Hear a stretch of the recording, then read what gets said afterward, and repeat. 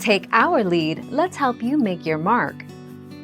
Our goal is your satisfaction. Let us show you the way. Put the prepared corned beef into a large pan with enough cold water to cover the meat. Add the vinegar, brown sugar, allspice and sliced orange to the pan and bring to the boil. Then reduce the heat, cover, and simmer gently until the meat is cooked, approximately 2 hours.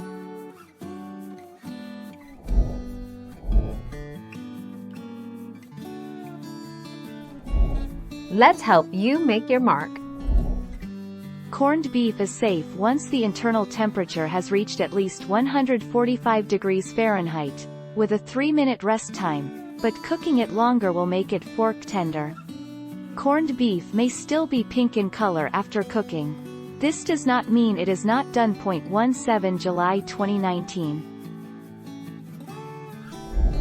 Thank you for watching. Please subscribe and hit the bell notification.